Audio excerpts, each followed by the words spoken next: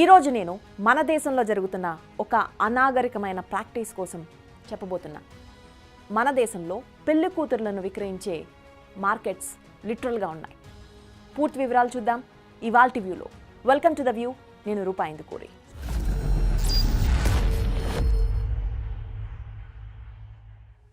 మధ్యప్రదేశ్లోని శివపూర్ జిల్లాలో ఒక మార్కెట్ ఉంది. అక్కడ ప్రాపర్గా ఒక స్టాంప్ పేపర్పై అగ్రిమెంట్ చేసుకుని పెళ్లి కూతుర్ని విక్రయించడంతో పాటు రెంట్కి కూడా ఇస్తారు. అంటే ఇదంతా గవర్నమెంట్ పర్మిషన్తో జరుగుతోంది. అక్కడ వేలం పాటు కూడా వేస్తారు. నమ్మడానికి చాలా కష్టంగా ఉన్నా ఇది నిజం. ఈ మార్కెట్లో ఆ పురుషులు అమ్మేది తమ కన్న బిడ్డల్ని, తమకు పుట్టిన ఆడ సంతానాన్ని ఎవరు అధిక ధరకు చెల్లిస్తారో వారికి అమ్మేస్తారు. ఇదంతా పట్ట పగల జరుగుతుంది. పైగా దీనికోసం ఒక జాతర కూడా ఏర్పాటు చేస్తారు. వీళ్ళు చేసే ఈ డీల్ చాలా పక్కాగా జరుగుతోంది. కావాలంటే పేపర్పై అంగీకార పత్రం రాసిస్తారు. మీరు విన్నది చాలా ఆశ్చర్యంగా అనిపించినా ఇది నిజం. ఎవరైనా కావాలనుకుంటే భార్యను అద్దెకు తెచ్చుకోవచ్చు. మినిమం 1 నెల నుంచి 1 సంవత్సరం వరకు అక్కడ అమ్మాయిని అద్దెకిస్తారు. అది కూడా లీగల్గా. ఇది చాలా బాధాకరమైన విషయం. బట్ అన్ఫార్చునేట్లీ భారతదేశంలో ఈ బ్రైడ్ మార్కెట్ వందల సంవత్సరాలుగా జరుగుతోంది. హర్యానా, రాజస్థాన్, మధ్యప్రదేశ్, మహారాష్ట్ర, తమిళనాడు ఇంకా చాలా రాష్ట్రాల్లో ఇది జరుగుతోంది. టైమ్స్ ఆఫ్ ఇండియా రిపోర్ట్ ప్రకారం ఒక NGO Jind based selfie with daughter foundation survey చేసింది. ఇందులో కొన్ని షాకింగ్ విషయాలు తెలిసాయి. కేవలం హర్యానాలోని పురుషులు 1,30,000 మంది అమ్మాయిల్ని ఇతర రాష్ట్రాల మార్కెట్ నుంచి కొని తీసుకొచ్చారు. ఈ మార్కెట్లు ఏర్పడడానికి మెయిన్ రీజన్ ఇండియాలో ముఖ్యంగా ఉత్తరాది రాష్ట్రాల్లో పురుషుల కంటే మహిళల సంఖ్య తక్కువగా ఉండడం. ఈ సమస్య దేశంలో హర్యానాలో తీవ్రంగా ఉంది. హర్యానాలో ప్రతి 100 మంది పురుషులకు 83 మంది మహిళలు మాత్రమే ఉన్నారు. దీనికి మెయిన్ రీజన్ చాలా సంవత్సరాల నుంచి అక్కడ ఆడబిడ్డ పుట్టగానే హత్య చేసే సంప్రదాయం ఉండడం. ఇక మరో కారణం పేదరికం. అమ్మాయిల తల్లిదండ్రులు కూడా పేదరికం కారణంగా తమ కూతుర్లను వరకట్నం ఇవ్వలేక చివరికి ఇలా అమ్మేస్తున్నారు. ఇక్కడ ఇంకో విషయం ఏంటంటే ఈ మార్కెట్లో కేవలం ఆ రాష్ట్రాల అమ్మాయిలనే కాదు, ఇతర రాష్ట్రాల నుంచి కూడా అమ్మాయిలను తీసుకొచ్చి వ్యాపారం చేస్తారు. ఫర్ ఎగ్జాంపుల్, త్రిపురకు చెందిన రీనా అనే మహిళను ఆమె తండ్రి హర్యానా తీసుకొచ్చి కేవలం ఆమెకు 10 ఏళ్ల వయసులో అమ్మేశాడు. అప్పటి నుంచి ఆమెను 4 పురుషులు కొనుగోలు చేశారు. ఈ 4 ఇంట్లో ఆమె ఒక బానిసగా ఇంట్లో పని, పొలం పని చేయడం, ఆ పురుషులకు భార్యగా ఉండడం చేసేది. కానీ ఈరోజు రీనా వయసు 50 ఏళ్ళు. ఈ వయసులో ఒంటరిగా జీవిస్తోంది. ఆమెకు తోడెవరూ లేరు. ఆమెకు తనకంటూ ఒక కుటుంబం లేదు. కన్న తల్లిదండ్రులు కూడా ఆమెను వదిలేశారు. హర్యానాలో ఇలాంటి వారిని మోల్కీ బహు లేదా పారో అని పిలుస్తారు. అంటే కొనుగోలు చేసిన కోడలు అని అర్థం. అలాగే ముంబై సమీపంలోని ఒక గ్రామం నుంచి వచ్చిన మహబూబా అనే 70 ఏళ్ల మహిళ 55 ఏళ్ల క్రితం హర్యానా వచ్చింది. ఆమెకు 15 ఏళ్ల వయసున్నప్పుడు హర్యానాకు చెందిన ఒక ట్రక్ డ్రైవర్ ఆమె గ్రామానికి వచ్చాడు. మహబూబా తల్లిదండ్రులకు కొంత డబ్బు చెల్లించి ఆమెను తనతో హర్యానా తీసుకెళ్లిపోయాడు. ఆ తర్వాత కొన్నాళ్ళు ఆమెను తన భార్యగా ఇంట్లో పనులు చేయించుకుని తర్వాత మరొకరికి అమ్మేశాడు. రీనా, మెహబూబా లాగా హర్యానాలోని మేవాడ్, జింద్, రోహ్తక్, సోనీపత్, మహేంద్రగఢ్ లాంటి ప్రాంతాల్లో ప్రతి గ్రామంలో 100 నుంచి 150 మంది మహిళలు ఉన్నారు. వీరంతా బెంగాల్, బీహార్, మధ్యప్రదేశ్, మహారాష్ట్ర, అస్సాం, జార్ఖండ్, కేరళ, తమిళనాడు లాంటి రాష్ట్రాలకు చెందినవారు. హర్యానాలో ఒక పశువు ధర 70,000 దాకా ఉంటే అదే ఒక పెళ్లి కూతురు ధర 4,000 నుంచి 50,000 వరకు ఉంటుంది. ఇక ఇలాంటిదే మరో మార్కెట్ రాజస్థాన్లోని హదోతి.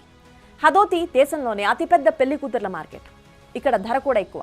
ఇక్కడ ఒక్కో పెళ్లి కూతురు ధర 20,000 నుంచి 5 లక్షల వరకు ఉంటుంది. మరి ఈ ధరలో ఇంత డిఫరెన్స్ ఎందుకు అని మీకు డౌట్ రావచ్చు. ఇక్కడ ధర అనేది అమ్మాయి వయసు, అందాన్ని బట్టి ఉంటుంది. అయితే ఇంతకు ముందు ఎక్కువ సార్లు అమ్ముడిపోయి ఉంటే ధర తక్కువగా ఉంటుంది. ఇంకో ఇంట్రెస్టింగ్ విషయం ఏంటో తెలుసా? మనం తరచూ వార్తల్లో వింటూ ఉంటాం కదా, రాజస్థాన్లో, మహారాష్ట్ర, ఢిల్లీలో కొత్త పెళ్లి కూతురు ఇంట్లో నుంచి డబ్బులు తీసుకుని పారిపోయిందని. ఇలా పారిపోయేవారు ఈ దొంగ పెళ్లి కూతుర్లు. ఇలా డబ్బులిచ్చి కొన్నవారే. రాజస్థాన్ మార్కెట్లో 1,00,000కు పైగా ధర పెట్టి ఒక పెళ్లి కూతుర్ని కొంటే ఒక బాండ్ గ్యారంటీ ఇస్తారు. ఈ పెళ్లి కూతురు పెళ్లి తర్వాత పారిపోదని, చెప్పినట్లు పనిచేస్తోందని, లీగల్గా ఎలాంటి సమస్యలు ఉండవని. ఈ గ్యారంటీ ఈ మార్కెట్లు నిర్వహించే బ్రోకర్స్ కూడా ఉంటారు. వీరందరూ హర్యానా, రాజస్థాన్, ఢిల్లీలో పెళ్లి కాని పురుషులు, అదే పెళ్లి కాని ప్రసాద్లు ఎవరున్నారో వారి డేటాని మెయింటైన్ చేస్తారు. వారికి ఎలాంటి అమ్మాయి కావాలో, రిక్వైర్మెంట్ ఏంటో రాసుకుని ఆ ప్రకారంగా మధ్యప్రదేశ్, జార్ఖండ్, అస్సాం, బీహార్, ఛత్తీస్గఢ్ రాష్ట్రాల నుంచి అమ్మాయిల్ని తీసుకొస్తారు. ఇదేదో మిడిల్ క్లాస్ పేదవాళ్ళు మాత్రమే చేస్తున్న పనులు కాదు. బాగా డబ్బున్న వాళ్ళు, పెద్ద పెద్ద బిజినెస్ ఫ్యామిలీస్, హయ్యర్ కాస్ట్కు చెందిన వారు కూడా ఇలా మార్కెట్ల నుంచి అమ్మాయిలను కొనుగోలు చేస్తున్నారు. This is really surprising. పెద్ద ఫ్యామిలీస్ కేసెస్లో ఈ వ్యవహారం అంతా కొంత సీక్రెట్గా నడుస్తోంది. ఇంకా సెంట్రల్ ఇండియాలోని మహారాష్ట్ర, మధ్యప్రదేశ్లో అయితే అంతా వేలంపాట సిస్టమ్. మహారాష్ట్ర నాందేడ్లో అయితే యువకులంతా మార్కెట్లో చేరి అమ్మాయి తండ్రి లేదా సోదరుడితో ధర బేరమాడతారు, లేదా అమ్మాయి తండ్రి ఆ మార్కెట్ పెద్దలు వేలంపాట పాడతారు. అంటే ఒక పశువుల సంతతో సమానం. అమ్మాయిని కొనుగోలు చేసే వరుడు ఎవరు, అతను అమ్మాయిని బాగా చూసుకుంటాడా లేదా అనేవి ఎవ్వరూ పట్టించుకోరు. జస్ట్ వచ్చే డబ్బుల్ని మాత్రమే చూస్తారు. ఇదంతా ఒక్కో రాష్ట్రంలో ఒక్కోలా ఉంటుంది. మధ్యప్రదేశ్లో వచ్చేసరికి పరిస్థితి కొంచెం డిఫరెంట్. ఇక్కడ శివపురి అనే నగరంలో సంవత్సరానికి 2 సార్లు మాత్రమే పెళ్లి కూతుర్లను అమ్మే జాతర మార్కెట్ ఉంటుంది. ఇక్కడ బ్రోకర్ సిస్టమ్ ఉండదు. డైరెక్ట్ అమ్మాయి తల్లిదండ్రులే వరుడితో డీల్ చేస్తారు. అయితే ఇక్కడ పెళ్లి కూతుర్ని అమ్మడంతో పాటు రెంట్పై ఇవ్వడం కూడా జరుగుతోంది. ఈ కల్చర్ని మధ్యప్రదేశ్లో దదీచా అని అంటారు. ఇక్కడ అమ్మాయి రెంట్ నెలకు 15,000 నుంచి 25,000 వరకు యావరేజ్గా ఉంటుంది. ఒకవేళ కొనుగోలు చేయాలంటే వన్ టైం సెటిల్మెంట్ 2 లక్షల దాకా ఉంటుందట. ఇప్పటి వరకు మనం పెళ్లి కూతుర్ల మార్కెట్ చూసాం.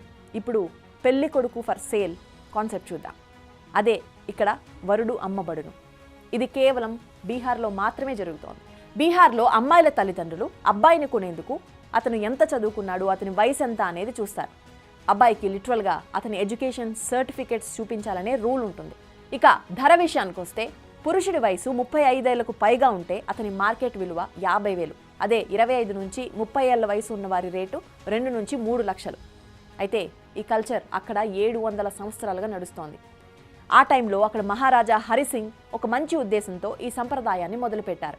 తన రాజ్యంలో కాస్ట్ సిస్టమ్ ఉండకూడదని చెప్పి ఆ మహారాజు ఇంటర్ కాస్ట్ మ్యారేజెస్ని ప్రమోట్ చేయడానికి ఇది మొదలు పెడితే ఇప్పుడు అక్కడ దీంతో బిజినెస్ జరుగుతోంది.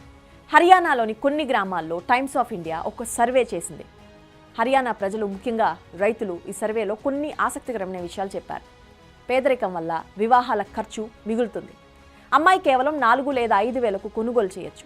ఇంకా చెప్పాలంటే కొన్ని చోట్ల ఇంట్లో 2 అన్నదమ్ములుంటే వారిద్దరికీ ఒకే పెళ్లి కూతుర్ని కొంటారు. అలాంటి ఇళ్లలో అమ్మాయి అన్నదమ్ములు 2తో లేదా అంతకంటే ఎక్కువ సంఖ్య మంది ఉన్నవారితో రిలేషన్షిప్లో ఉండాలి. అమ్మాయికి బిడ్డ పుట్టిన తర్వాత మళ్ళీ మార్కెట్లో అమ్మేస్తారు. దీనివల్ల లాభమే కదా అంటున్నారు. అంటే ఒక మనిషి, ఒక ఆడపిల్లని హర్యానాలో ఒక వస్తువుగా లాభం సంపాదించే మెషిన్గా మాత్రమే చూస్తున్నారు. అయితే వీళ్ళలో కొందరు అమ్మాయిలు సంతోషంగా జీవితం గడుపుతున్న వారు కూడా ఉన్నారు. సో ఇప్పుడు ఈ బ్రైడ్ మార్కెట్ కల్చర్ వల్ల మన దేశంలో పెద్ద బిజినెస్ జరుగుతోంది. చాలామంది పేదవాళ్ళు బ్రోకర్ల మాటలు విని తమ టీనేజ్ ఆడపిల్లలకు హార్మోన్ ఇంజెక్షన్స్ ఇస్తున్నారు. ఈ ఇంజెక్షన్స్ వల్ల తక్కువ వయసులోనే ఆడపిల్లలు శరీరం మేచర్ అయిపోతుంది. దీనివల్ల ఈ అమ్మాయిలకు ఫిజికల్, మెంటల్ హెల్త్ నాశనం అవుతోంది.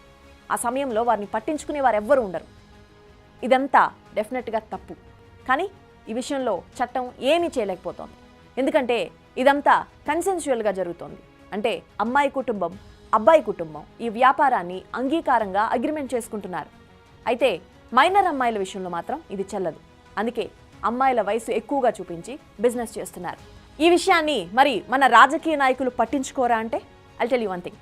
2019లో కశ్మీర్లో ఆర్టికల్ 370 రద్దయ్యాక అక్కడి ముఖ్యమంత్రి, సీనియర్ బీజేపీ నాయకుడు మనోహర్ లాల్ ఖట్టర్ వివాదాస్పద వ్యాఖ్యలు చేశారు.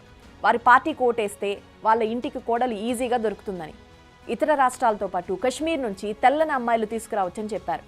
ఆయన స్టేట్మెంట్ అప్పట్లో పెద్ద దుమారం కూడా రేపింది. ఇది మన రాజకీయ నాయకుల వైఖరి. చట్ట ప్రకారం ఇలా అమ్మాయిలు నమ్మడం నేరం. ఇది హ్యూమన్ ట్రాఫికింగ్ కిందకు వస్తుంది. కాన్స్టిట్యూషన్లోని article 23(1) 1956 immoral traffic prevention act ప్రకారం ఇది నిషేధం. అయినా సంప్రదాయాల పేరుతో ఈ కుసంస్కృతి యథేచ్ఛగా కొనసాగుతోంది. ఇలాంటి ప్రాక్టీసెస్పై కఠినమైన చట్టాలను తీసుకురావాలి. కానీ ఏ నాయకులు దీని గురించి మాట్లాడరు. ఎందుకంటే దీనివల్ల వారికి ఏ లాభం లేదు కాబట్టి. అయితే ఆ రాష్ట్రాల్లో పోలీసులు కూడా ఇదంతా తప్పైనప్పటికీ తామేం చేయలేమని చెబుతున్నారు. తమ వద్దకు ఎవరైనా వచ్చి కంప్లైంట్ చేస్తే కదా అని అంటున్నారు. అవును, కనీసం ఆ అన్యాయమైన మహిళలైనా ముందుకొచ్చి మాట్లాడాలి. అప్పుడే దీని గురించి అందరికీ తెలుస్తోంది. ఈ సమస్యకు ఒకటే సొల్యూషన్, ఎడ్యుకేషన్. దేశంలోని గ్రామాల్లో ప్రజలు ఎక్కువగా చదువుకోకపోవడమే ఈ సమస్యకు మూల కారణం. విద్య అనే వెలుగుతో ఈ చీకటి సంస్కృతి దూరం అవుతుందని ఆశిద్దాం.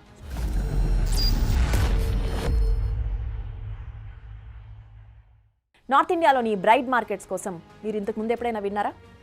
కామెంట్స్లో మీ ఒపీనియన్ తెలియచేయండి. ఇలాంటి మరిన్ని ఇంట్రెస్టింగ్ అప్డేట్స్ కోసం ఇప్పుడే సబ్స్క్రైబ్ చేయండి Big TV the view channel.